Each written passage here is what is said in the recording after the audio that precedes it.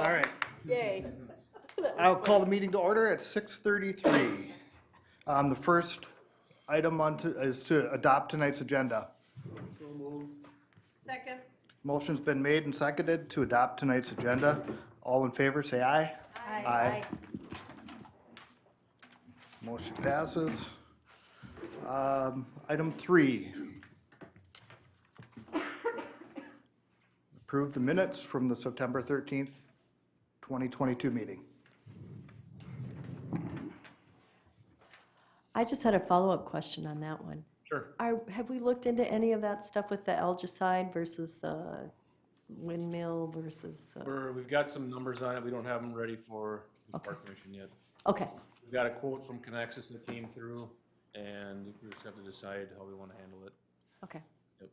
Okay, thanks. This is related to the Whispering Pines. Yep. Pond. Yep. Can I ask a question? Is that legal? Is that allowed? Yeah. We're pretty informal. First off, though, before we do that, we should probably approve the minutes before we get off on Into- a tangent. Sure. Anybody have any other questions on the minutes? I'll make a motion to approve the minutes as submitted. I'll second. Motion's been made and seconded to approve the minutes. All in favor, say aye. Aye. Aye. Motion passes. Kevin, what was your question on that? It's real simple, what is the city's obligation to take care of a pond in a development? That went through me. That's part of the question, yep. So That's a big- why do we take care of a pond in a development? I don't get it. That's a fair question, and that's one of the ones. That's one that- Oh, okay, so you guys got the same question? Yeah, there's 100 and some odd ponds like that in the city, so. You know, part of the other thing is too, there's 149 stormwater ponds that we have in the city. If we do this for one, what do we do for the other 148? Big implications. Yep. Okay, thank you. All right, item 4, Fair question, though. park financial information.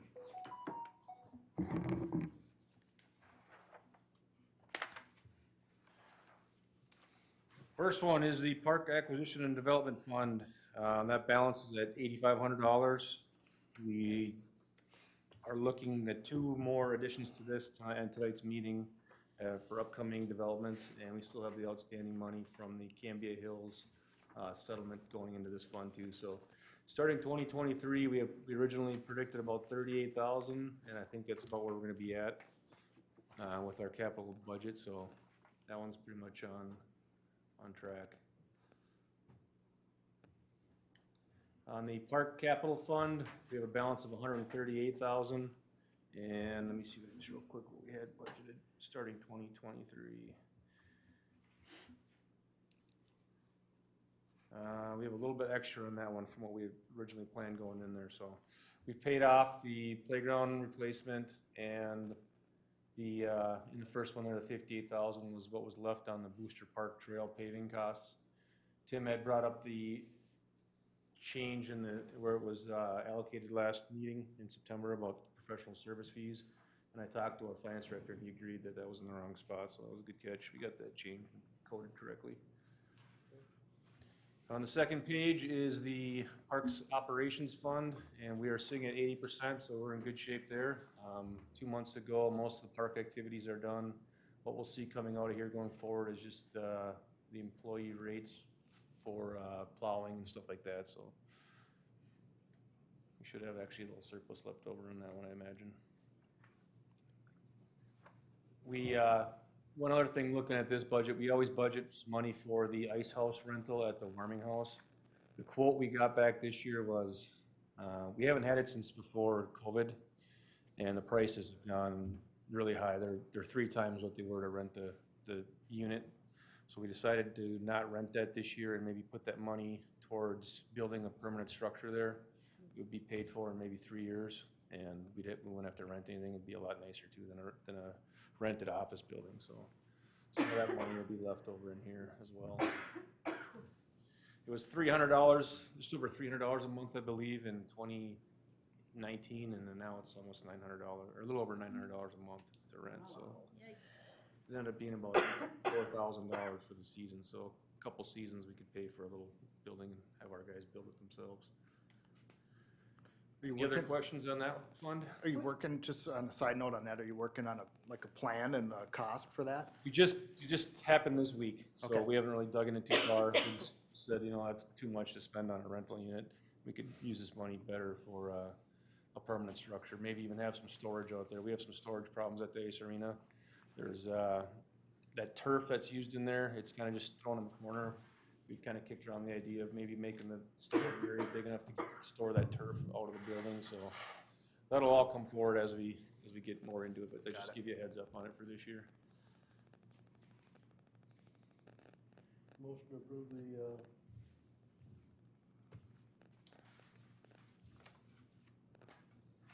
Financials? financials, thank you. We've all been there. Second. All right, a motion has been made and seconded to approve the park financials. Any more discussion?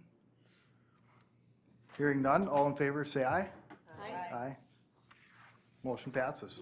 Nice work on that, Nate. Item 5, Hidden Pines Park dedication. Consider a recommendation on park dedication for Hidden Pines. The plat consists of 10 buildable lots on 26 acres. The development includes one street that will connect to East Bethel Boulevard, which is County Road 15, and will terminate in a temporary cul-de-sac that could be extended onto the adjacent property if development were to occur there. With any platted property, the Park Commission can recommend 10% of the land be dedicated to parkland or recommend a park dedication fee in lieu of land. The park dedication fee is determined by 5% of the fair market value of the undeveloped land, not to exceed $2,000 per acre. This amount is yet to be determined for this property. Real quick, that should actually be 10%. We had those flipped around. It's 5% on commercial, 10% on residential. The amount has yet to be determined for this property. Staff is seeking a recommendation from the Park Commission to City Council on acceptance of parkland or park dedication fees for the proposed development. So this is kind of just a single cul-de-sac road going in off East Bethel Boulevard. We did we have an estimate that it's going to be around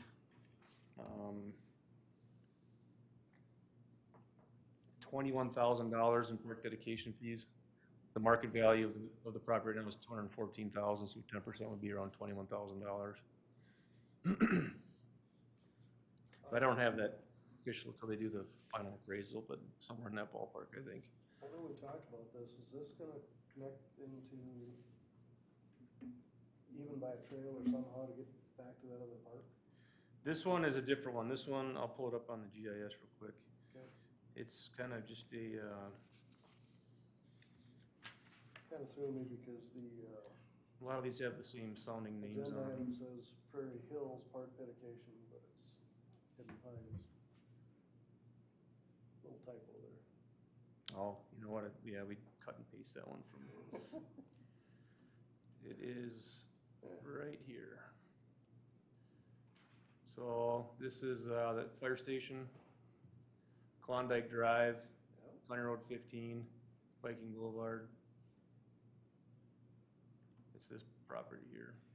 Oh, that's a different property than I was thinking of. Are there any parks close by? Not on this one, no. Okay. I think that's within that area where we've designated wanting a park or needing a park.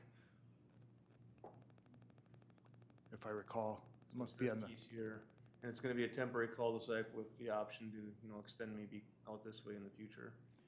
Isn't there parkland just on the other side of on the east side? Or is that, The closest park to here is Whispering Oaks, which was right here. There's a park right here. is that Clarence's old land? No, this is, Clarence is over here more. Okay.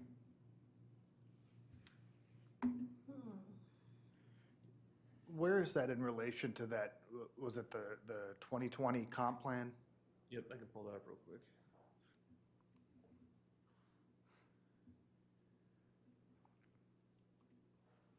I totally had that in the wrong place. Yeah, it's kind of a small development. I don't know if there would be much room for a park in there. Well, no, there isn't. really. Talking about this one? Yep. Mhm.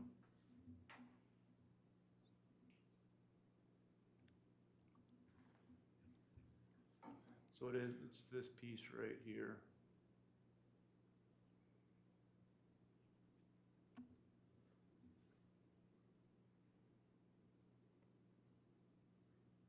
Could I ask a question? Sure. Go for it. Is it all land or all cash, or can you have a mixture? We have done mixtures a little bit with trails in the past. If they put a trail in, they use some of that land as their dedicated, and then they put some money on top of that. That Viking Preserve, we did that for, down, the one by the water tower.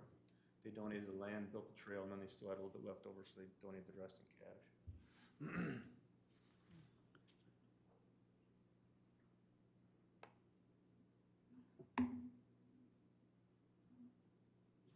Is there a trail in that development proposed?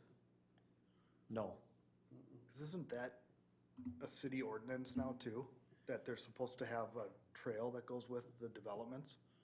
They have that in the city code. It hasn't been used on any of the developments, and they want to try and take it out. It needs to be cleaned up. Okay.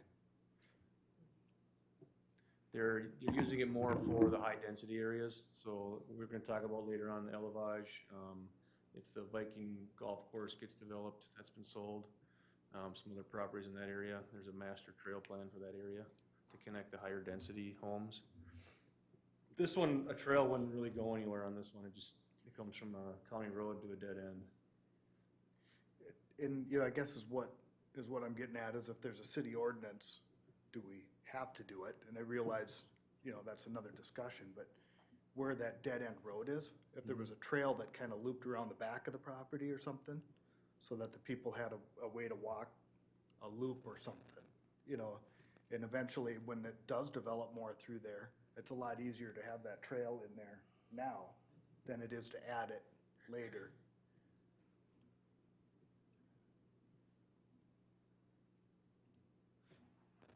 So this is. Don't get me wrong, trails that go nowhere don't make a lot of sense Yeah, either. no, you I know. understand.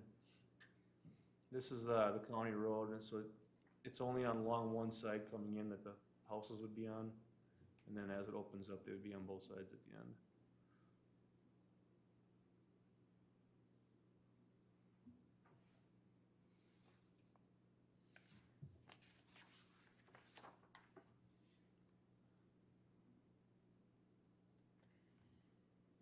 Do you think they're gonna develop in the future more around that area? I can see this road continuing on in the future. So if you look at the aerial photo, there's some raw land behind that. So it's this piece here. This is undeveloped. This has a single house on it, but could be subdivided. This is undeveloped, this is undeveloped. So maybe we do the dedication fee this time, and then if that starts to develop, then plan, you know, something in the future. Just a thought.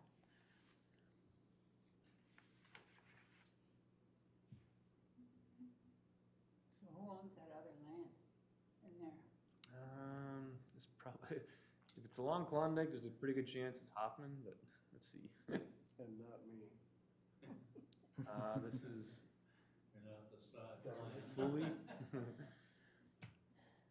This one is a private residence coming off of the cul-de-sac. This is Hoffman, I'm pretty sure. Nope, Jill Johnson. So yeah, I don't know any of those property owners.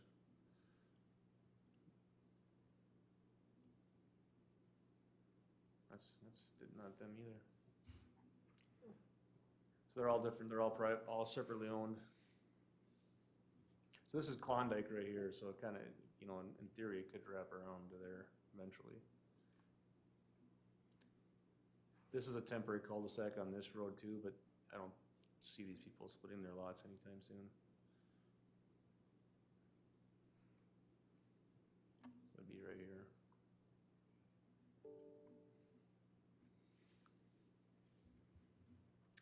Well, what do we think? I think we should take park dedication fees. I agree. Is that a motion? I'll make that a motion. I'll second it. All right, a motion has been made and seconded to take the park dedication fees. Any more discussion? Hearing none, all in favor say aye. Aye. Aye. Motion passes. Item 6, Maynard Peterson Park softball field. Looks like you fleshed this out quite a bit from the last time we talked. Yeah, we've had some pretty good conversations with them. Let me skip back to another view here.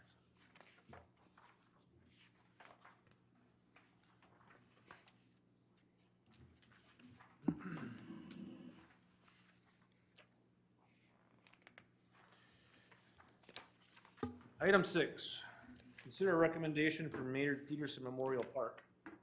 City staff have been approached by the Minnesota Smoke Fast Pitch Club softball team about using Maynard Peterson Memorial Park as its home field. Smoke currently reserve fields at Booster Park, but because of the increased demand for those fields, are having a hard time getting the nights they need. Maynard Peterson Park is located in Coon Lake Beach Development. It contains a softball field, a skateboard park, a skyrider, and off-street parking with 26 vehicle spaces. The proposal from the Minnesota Smoke would be reservations to use Maynard Peterson Park on weeknights during the softball season in exchange for $2,000 per team annually for field improvements and reservation costs. It appears they currently have 2 teams that would use the field, bringing the annual field donations to $4,000. An additional reason they're looking at Maynard Peterson Memorial Park is that the team is currently sponsored by Smokey's Pub and Grill. Over the last decade, Maynard Peterson Park has not had any requests for use or reservations.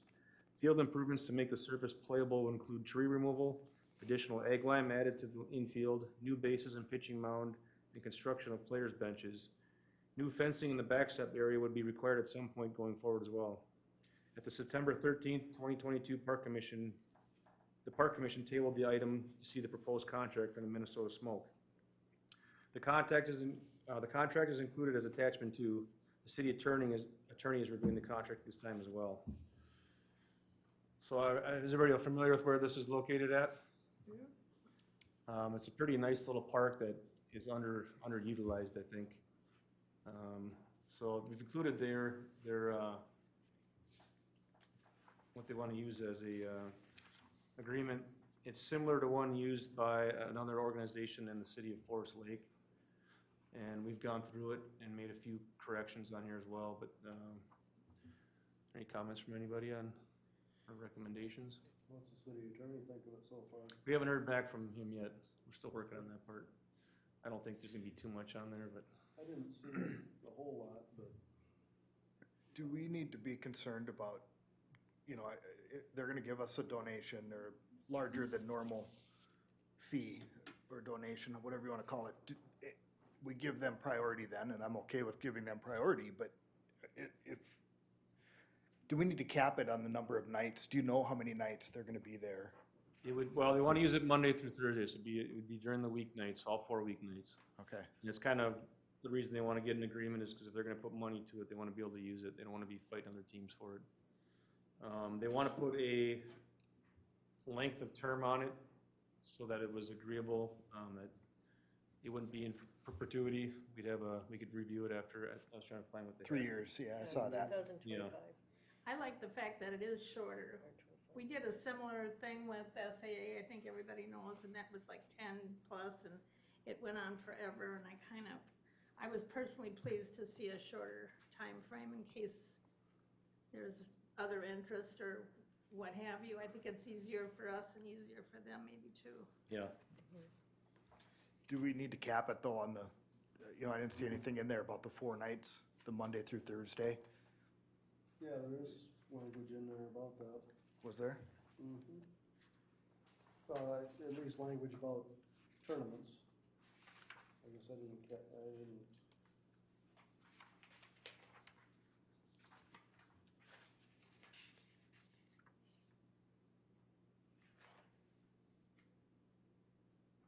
Where did I see that, Nate? It's under, there was 2 things we still need to change on here. They're asking for covering on the dugouts before they start. We agreed with them that we won't have those in place because we need to get the fencing lined up first. Mm-hmm.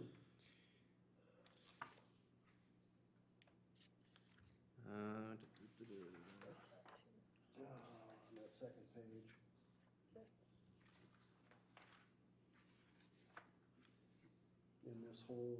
Yeah, it's in right that here, piece. Bill. On that second page, that great big Okay. paragraph there. I just wanna make sure we don't get to a point where, you know, other people can't use it at all. No, it was only, it's the agreement we have and just in terms of our discussions would be Monday through Thursday evenings. Okay, No, weekends and during the daytime would be open. okay. Yep. Open. Unless they had a tournament? Yeah, I don't think they were talking about having any tournaments there. Okay. No, but It's not really, it's not big enough for a tournament. it's in here, but I can't see them having a tournament there with only one Right, field. Yeah. right. It'd be, just a couple games maybe. Yeah. And I think it said something about 20 days reservation and approval too, so, And the park commission would get their reservation request too for approval. They'd have to submit that at the beginning of the year like all the other teams do. okay.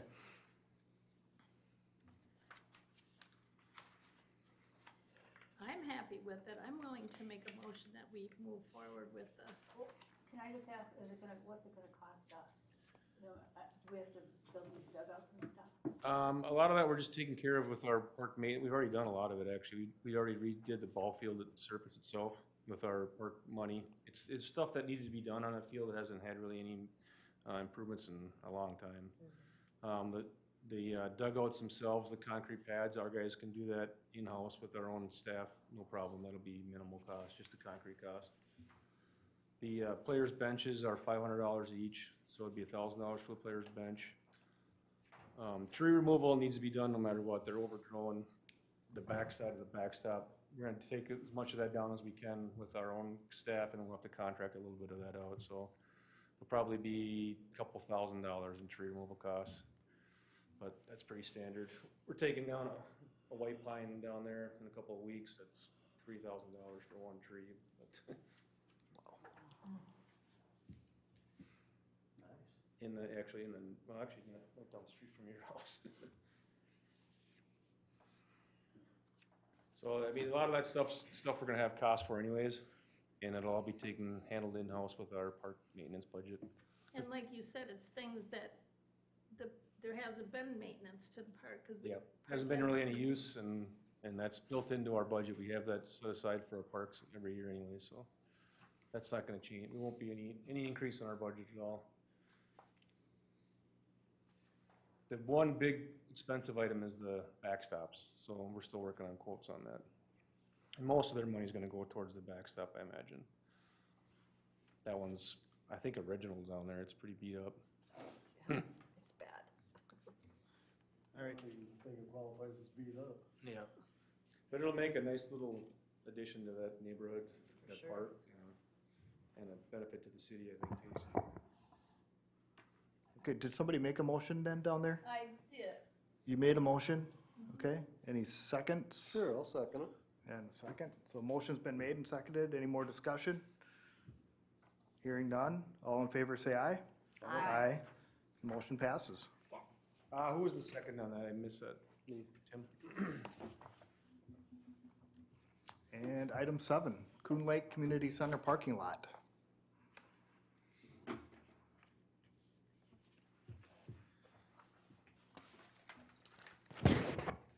Item 7. Consider recommendation for funding repairs to the Coon Lake Community Center parking lot. The Coon Lake Community Center is looking to upgrade their parking lot. They've asked the City of East Bethel to participate in funding of the parking lot upgrades. The quote the community center received was approximately $50,000, and they're seeking a 50% cost share with the City of East Bethel. So this is the map of the area. This is the community center. You can see the property lines here. The city owns these parcels here, and then the parking lot and the community center itself is owned by the community center proper, so.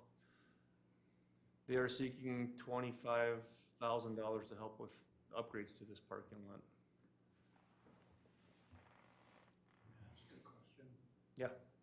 What's included in the $50,000? I looked at the lot this afternoon, and it's got cracks in it, but it's not broken up yet.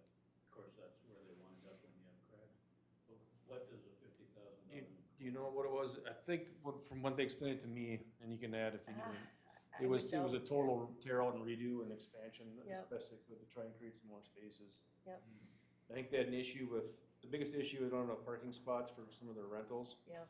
And then they wanted to include somehow getting rid of this row and maybe doing a double parking through here. And then this would all be turned into parking lot along here as well. Okay, so it's expansion too. A little bit of expansion and some redesign on it. Yeah, I believe you're right. So, with any of the contracts we've got, can we do that cheaper than the 50,000? Cause I know we've got contracts for road and stuff with, We could look at it, I don't know if we can be the lead on it because it's not city property. can't take advantage of those in that way. I don't know, I don't think so, because everything we do is tax-free. We don't pay tax on anything. So without it being city property, there was some question if even city funds could be used on private property. That's still kind of up in the air. Is that Clea? Or This is the Coon Lake Community It's, Center. yeah, Coon They're Lake a- Community They're a and Senior nonprofit. Center, right. It's a which helps. 501(c3). that's different than Clea though. Yeah. Yes. Oh, yeah, yeah. So for sure, if they were a profit organization, this public funds cannot be used on there, according to our auditor. But because it's a nonprofit, there's a possibility that it can be used on there. Where would these funds come from? They'd have to come out of the park budget, which is, it hasn't been budgeted for in there at all. We'd have to figure out a way to either move something around or. What would we be able to move around? You know, that's a playground set, you know, Yeah, skateboard equipment or what, you know, other things we've talked about, so. that was already, And we're Okay. planning out 3 or 4 years. One thing I kind of looked at, I'll pull it up here, is, I can get it to work here.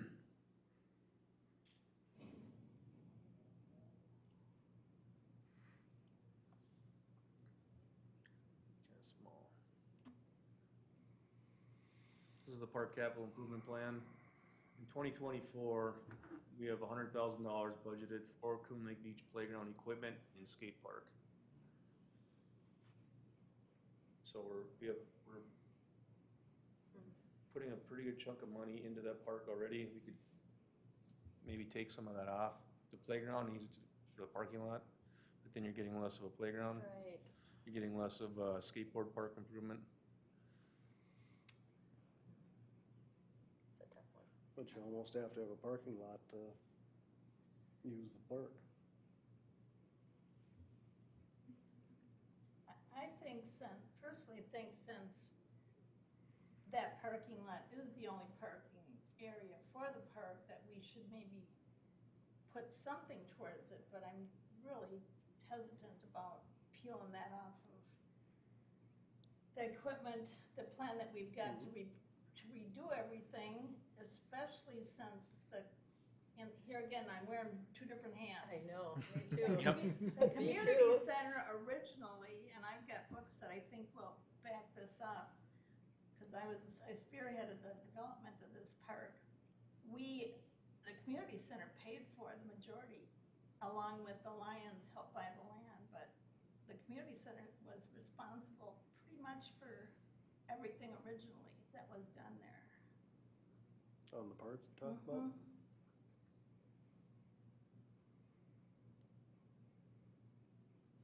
It's a tough one.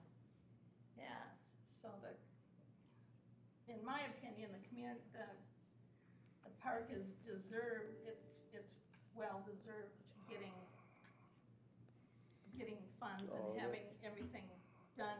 We got hand-me-downs, we originally bought our own stuff, then we got some hand-me-downs. The playground equipment in there was taken out of a different park, you know. It's well due. And that's why we got the 100,000 in there, so. Right, And you guys have raised a lot of money for the swing set and stuff too. All those swings in there are really nice. That was all raised by the community center.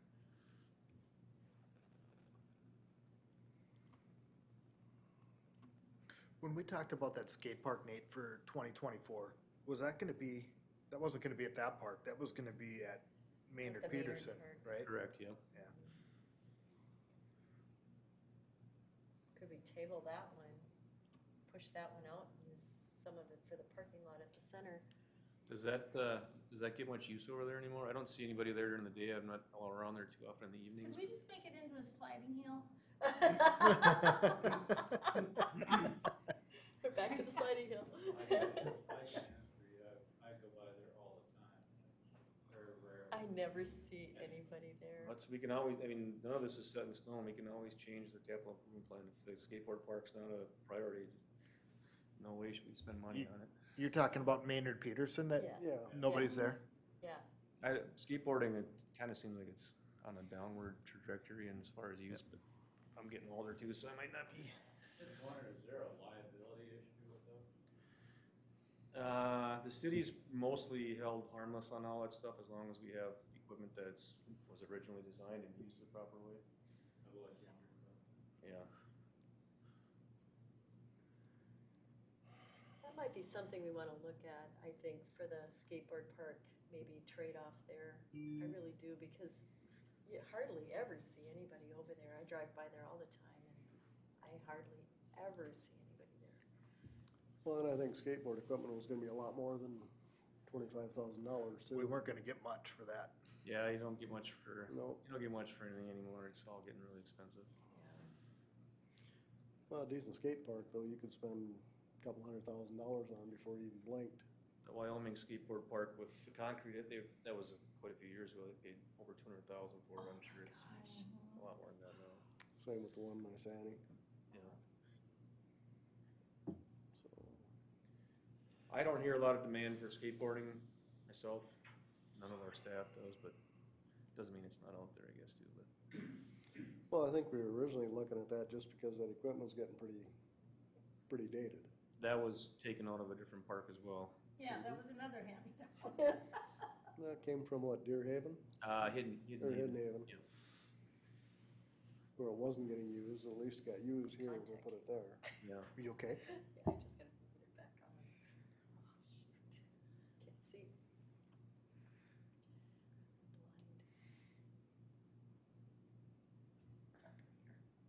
So that $100,000 that we had figured, that was playground equipment And skateboard. and skateboard. To be used in the Coon Lake 2 parks, yeah, it wasn't really broken down much beyond that, it wasn't split up. We're a little bit limited on playground equipment because of the size of the footprint on this. So you can't get a really huge piece in here, but I would say typically what we see for the size is around $40,000 for that. Yeah, 40, 50, somewhere in there. Yeah, 50, the ones that are gonna get closer to 50, they take up a pretty big footprint. You'd have to maybe change the size of the grassy area here to fit Yeah. that in there. And And this we're- has all got irrigation in here too, so that would have to be moved. Well, we're 2 years down now, I mean, that's, Yeah, could easily be there. yeah. Could be there next summer, actually. Yeah. Steel prices have gone up a lot. That's true. And Well, I I think they're looking at doing this project next year, is my understanding. Is that gonna mess up because originally we were talking, back when this came up, I think I brought it up, that it would be better to do them both together. Which two? The parking lot and the Playground? playground. We can do the playground doesn't need to line up with the parking lot. We can do that whenever. Okay. It'd probably be better if we stayed out of their way, actually. Let them get their stuff done and then come in after the fact. Well, I think we've got some questions to be answered as far as whether it's even feasible to contribute to that. If it's a nonprofit, everything we've heard, it sounds like it's okay to do, even if it's private property. Jack and I's discussions with the attorney and stuff, so. Fair enough. It's just a matter of where you're gonna find the money for it and how much, if any.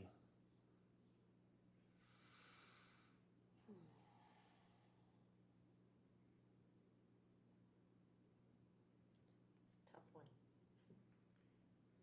Is that something we can get some community feedback on? In what way? I don't know. Just going to the Coon Lake, senior center there or whatever, and asking some of the people, where would you like to see? We have X amount of dollars budgeted. So, we've talked about a skate park, we've talked about playground equipment, and now there's a parking lot. If we do the parking lot, we're gonna get a smaller playground Or no skate park. or no skate park, and let the community decide. Has anybody been in here lately about the skate park? No, Mm-mm. not in a long time. For Does- what it's worth, I did an ad hoc survey of about 6 preteens out there when I was looking at the park. And I said, what do you think we could spend money on? They said, improve the playground equipment. For what it's worth, that was their priority. Yeah, I don't think, Repair and improve the playground equipment. I don't think the playground equipment's negotiable, that's gotta be done. Yeah, Yeah. The skate park, that's negotiable. yeah. Is it something, we might wanna bring to your next board meeting down there? We could do that. Say this is how much money that the park commission already has budgeted for kind of this area. If you want money for the parking lot, it might possibly come out of this other fund, unless they can,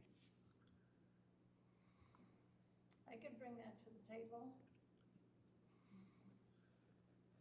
I don't know, kinda puts you guys in a, Yeah. in a hard spot with both, being on both boards, but So there's $100,000 allocated.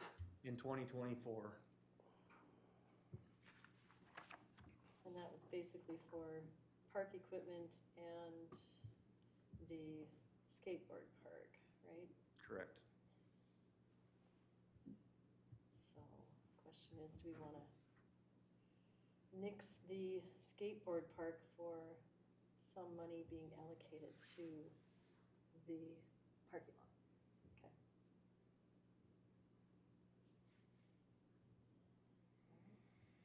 So we'll bring it next month, huh? Looks like I have to go to that darn meeting again. So that means we'll have to table this at this Table point. this? So, do I have to make a motion to table that? If nobody makes a motion, then it's tabled on its own, right? Yep. Works for me.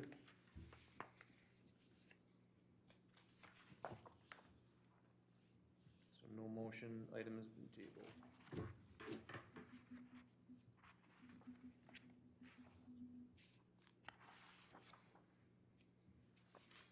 All right, item 8, All Elephant right. Park dedication. This one's kind of a long read for me here, so bear with me. Item 8.0, consider a recommendation on park dedication for Elevage Second Edition. The developer submitted the second edition for the planned unit development known as Elevage EB. The second edition consists of 212 townhomes with a private clubhouse, a pool, public trails, and a lot for future commercial development, which is Outlot A. The preliminary plat layout is attached for your review, attachment 1, and also attached, attachment 2, is a developer's narrative for the preliminary plat and the PUD amendment. Street access and sidewalks. The development will have 2 accesses from Sand Hill Parkway. All internal streets will be public city-owned with the exception of the alleyways between the townhomes, which will be maintained by a property management company. The right-of-way width will be 60 feet on all public streets, 31 feet street width curb to curb with parking on one side, a 5-foot sidewalk and a 6-foot boulevard area. Maintenance of the 5-foot sidewalk within the development, which includes snow removal and repair, will be the responsibility of the property management company. The developer and city staff met to discuss the entrance points heading in from Sand Hill Parkway. An agreement has been defined requiring the developer installing turn lanes at the time the commercial lot is developed. The turn lane configuration and locations will be reviewed and approved by city staff and city council prior to construction of the future commercial buildings. The future turn lanes will be addressed in the master PUD agreement for phase 2.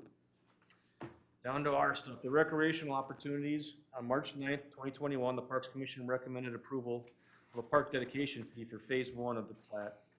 Staff is working with the property owner to determine the amount required for park dedication fees, which will need to be paid prior to the release of the final plat for filing with Anoka County. As part of the 2040 comprehensive plan, one of the goals is to create and protect an interconnected system of athletic fields, parks, trails, and green spaces throughout the city. As part of this project, there will be a private clubhouse and pool to serve the townhome development. Public trails identified in the plan will eventually connect to the budding properties as they are developed. The trail system will provide passive recreation opportunities, safe access to future commercial uses, and provide movement of people from adjoining neighborhoods.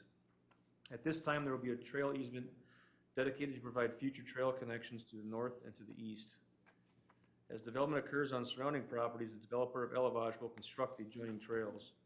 This will be addressed as part of the PUD agreement for the second edition. Again, with any platted property, the Park Commission can recommend 10% of the land be dedicated to parkland or recommend a park dedication fee in lieu of land. The park dedication fee is determined by, this is 10% again here because it's residential, of the fair market value of the undeveloped land, not to exceed $2,000 per acre. This amount is yet to be determined for the property. Staff is seeking a recommendation from the Park Commission to City Council on acceptance of parkland or park dedication fees for the second phase of the proposed development.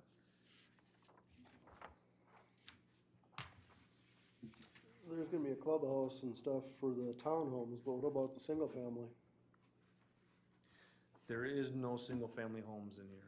I thought I saw that there was. They kind of look like it, but they're all, lost me. Jeez. Maybe I read that wrong then. Oops. I don't want to zoom that. Let me go back this way.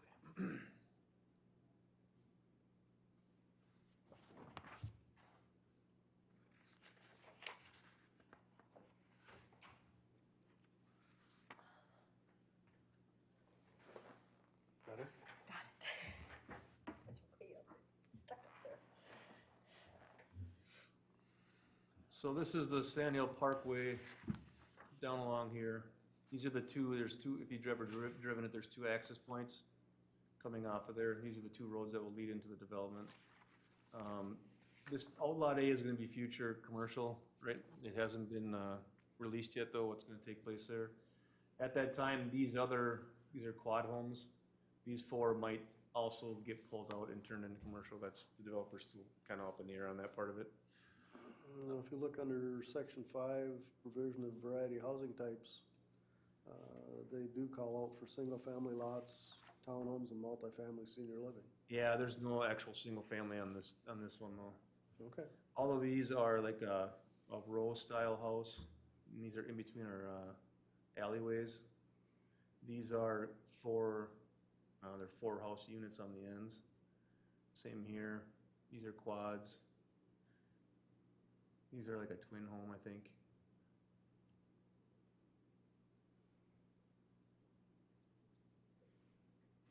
Actually, Tim, these might be single family, these 4, or these 6. Like a villa style. That might be what they're calling out on there. Okay. What's a villa style? Like a flat, Slab on. yeah, slab they're all on the grade. same kind of look, but they're like a detached townhome. Slab, like Yeah. slab. These are quad homes here, or like 4 townhouses together. There's been some changes since then. We've moved these stubs as city roads. This is gonna be just a loop around here. For the Park Commission, this is the trail system. Comes through here and goes out through the center of the development. And then, it doesn't show up very well on here, but this will connect back out to the property behind the Quick Trip location and onto our trail that we already have built on the Sand Hill Crane. So this all took place after this was developed, but so they need to give us an easement to get across this property to connect to here.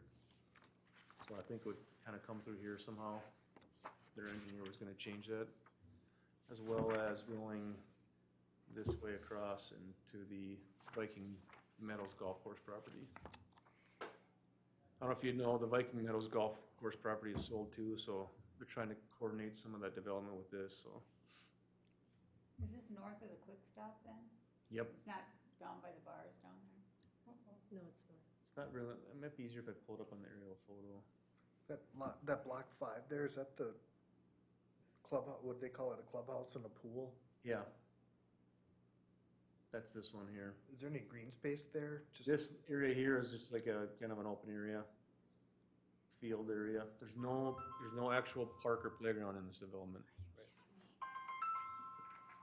This is a clubhouse with a outdoor pool.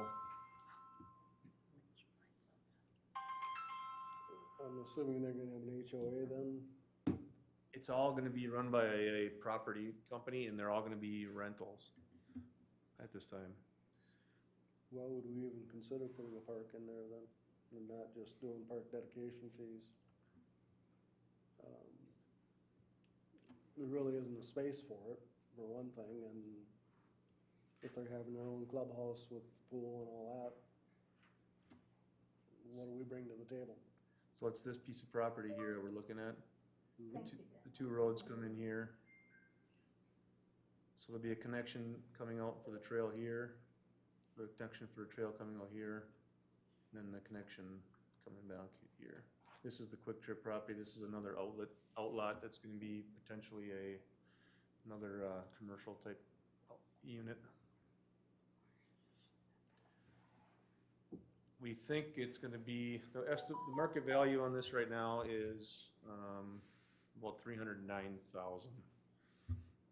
Not including the commercial, the front commercial part would be taken out because that's not part of this plat. So we'd be looking at roughly $30,000 in park dedication fees as it sits right now. kind of back to Tim's point, there's no spot there for a park. So if we said we wanted the land, would they have to go and change their plans? Yeah, Yep. Yep. It's the park commission, the city council can request that. Do you know when the next phases of this area are gonna take place? I don't. Still has to go through city council for approval, and there's a lot of steps left to go. How much of that is the golf course there, all that land, that whole section there? So that's another thing that I think we should kind of keep an eye, or keep in mind that this has been sold. And if you're gonna do a park, this might be a better place Yeah. for a, Oh, wow. Right. That's a lot. Absolutely. that you could connect with this Do a really area nice one. via trails. Yeah. yeah, probably be easier to set one up too, that would make more sense. Nothing's been made public on what's taking place with this property yet, but it has been sold.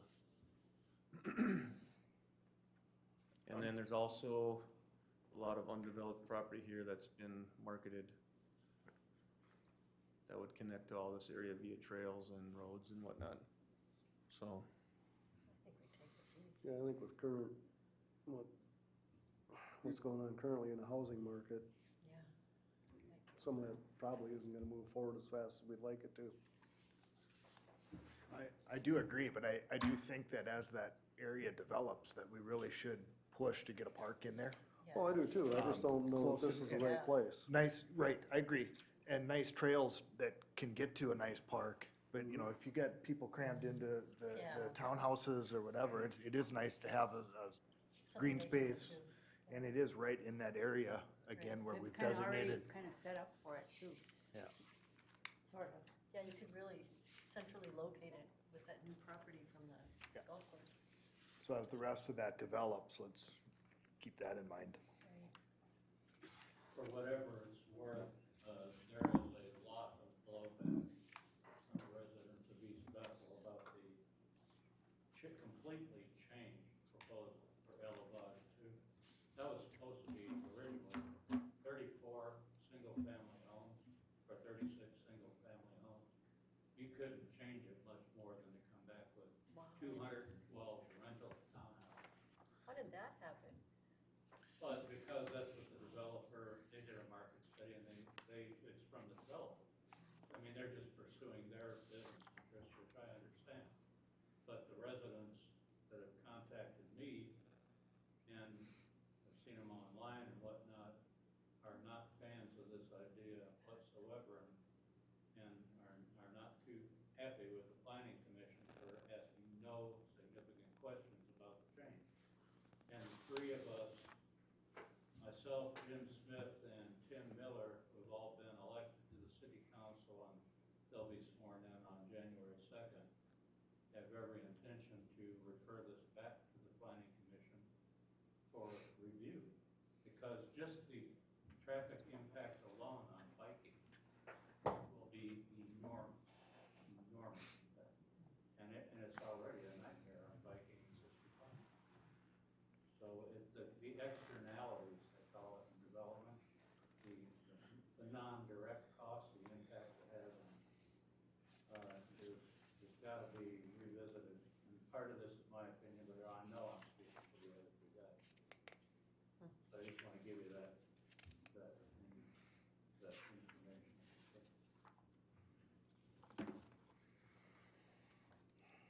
So should we move forward with a motion to take the fees or, If you wanna make that motion? I'll make the Or Motion? How about waiting until after they decide that they might change it? Well, they need the Well- park commission recommendation for the meeting. as Thing it it is, is- as it is today. Even if they As it is change As it, it is today, if it Yes. passes like it is today. Yep. If it Okay. changes, it'll come back to the park it'll commission. come back to us anyway if Yep. it changes, Right. so. Yep. I'll make a motion to move forward with the fees, the dedication fees. I'll second it. as it Motion's is been made and seconded to accept the park dedication fees. Any more discussion? I got just one thing, I can say it afterwards, sorry. Okay. Any more discussion? Hearing none. All in favor, say aye. today. Aye. Aye, and the motion passes. Just one more quick item on park dedication fees. As a staff level, we've been talking about looking at other cities, what they're charging for park dedication fees. Back in, I think, 2010, 2011, they really lowered what we take for park dedication fees to try and help increase developers looking at stuff, not putting a burden on developers. So if this development were to go through an Andover with their park dedication fees, they charge $4,806 per unit at 212 units. Plus they charge $9,883 on a trail fee per unit. It would have been $1,227,000 in park dedication fees. Holy We moly. wouldn't even know what to do with that. Isani is $1,500 per unit, and they have a Wow. 25% discount for multifamilies with recreational, which is qualify for. So on theirs, it would have been $238,000. City of St. Francis is $2,500 per lot. Forest Lake is $2,500 per unit, so it would have been about $530,000. And Blaine is $4,449 per unit, so about $943,000. So we need to probably take a look at going forward is maybe, especially in these higher density areas, if they're gonna have units. With that one we did earlier, the $2,500 per unit basically comes out to be the same as our value for the land. It's almost identical. So that works pretty well for larger lot developments, but when you start getting into these high density areas, I think they have a value on this in the tens and tens of $1 million when it's complete. Wow. So the tax money that it's gonna generate whenever this does, if it does get developed, $30,000 in park dedication fees is pretty small. Yeah. Drop in the bucket. Yeah. Wow. So I think going forward, every year we review the fee schedule, so that's something we might look at if we have a December meeting or first part of next year. Yeah, Ham- that's a good idea. Yeah, for Ham Lake sure. was, I think, 3,000 a lot last time when I checked with them, so. Wow. So there's also a difference of we do it per acre, other people are doing it by unit. Yeah. Correct, yep. So We actually do it by the value of the land before it's developed, Yeah, a percentage of it. that's a lot. And that, some of them use that for the commercial side. There's also some litigation with the state of Minnesota from developers saying that commercial park dedication should not be allowed because they do not use the parks, so they don't, and that's still in the courts is what I've been told, so. So a lot of cities are kind of backing off on the commercial side, but the residential side, especially in high density areas, they are usually bigger users of the parks because they don't have the big yards like a lot of Right. the acreage lots have, so. Just something to think about moving forward, we'll probably have that in one of our future meetings. And that's all I have, on to number 9. All right, number 9, city council report. Kevin, you got anything? No, no. It's got one meeting. Welcome. Yeah, it was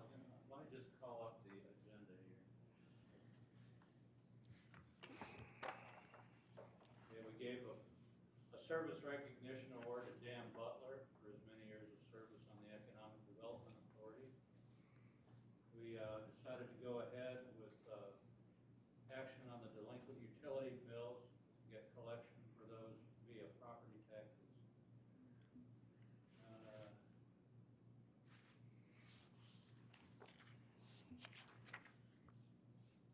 This Highway 65 support letter, they're trying to get Blaine, Hamley, and us, and whoever will sign on to it, are going for a $90 million grant to improve intersections down around 109th and 99th or something like that.